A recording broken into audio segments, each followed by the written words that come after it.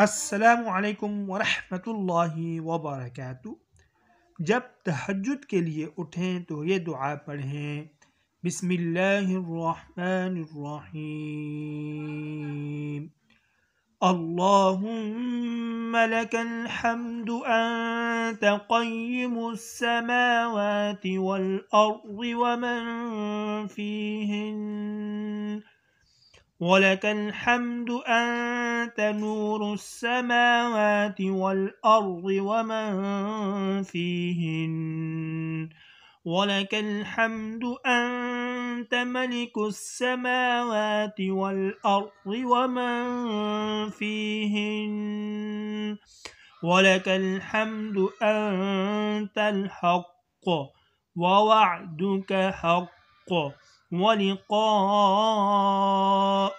حَقٌّ وَقَوْلُكَ حَقٌّ وَالْجَنَّةُ حَقٌّ وَالنَّارُ حَقٌّ وَالنَّبِيُّونَ حَقٌّ وَمُحَمَّدٌ حَقٌّ وَالسَّاعَةُ حَقٌّ، اللهم لك أسلمت وبك آمنت وعليك توكلت إليك أنبت وبك خاصمت وإليك حاكمت، فاغفر لي ما قدمت وما أخرت وما أسررت وما أعلنت وما أنت أعلم به مني، أنت المقدم وأنت المؤخر، لا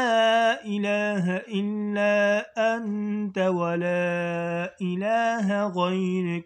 اے اللہ، تیرے ہی لیے حمد ہے، تو آسمانوں اور زمین کا اور جو کچھ اس میں ہے ان سب کا قائم رکھنے والا ہے۔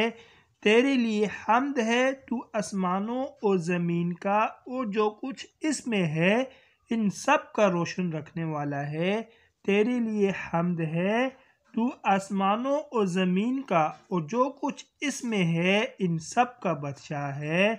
اور تیرے لیے حمد ہے، تو حق ہے، تیرا وعدہ حق ہے اور تیری ملاقات حق ہے، اور تیری بات حق ہے اور جنت حق ہے اور دوزخ حق ہے اور سب نبی حق ہیں اور محمد صلی اللہ علیہ وآلہ وسلم حق ہیں اور قیامت حق ہے۔ اے اللہ، میں نے تیری اطاعت کے لیے سر جھکایا اور میں تجھ پر ایمان لایا اور میں نے تجھ پر بھروسہ کیا اور میں تیری طرف رجوع ہوا اور تیری قوت سے میں نے جھگڑا کیا اور تجھ کو ہی میں نے حاکم بنایا، سو تو بخش دے جو میرے اگلے پچھلے گناہ ہیں اور جو گناہ میں نے چھپا کر یا ظاہراً کیے ہیں، اور جن گناہوں کو تو مجھ سے زیادہ جانتا ہے۔ تو ہی آگے بڑھانے والا ہے اور تو ہی پیچھے ہٹانے والا ہے، اور معبود صرف تو ہی ہے اور تیرے سوا کوئی معبود نہیں۔ دوستو، مزید اچھی ویڈیوز کے لیے چینل کو لازمی سبسکرائب فرمائیں۔ جزاکم اللہ احسن الجزاء۔ طالب دعا قاری محمد آصف۔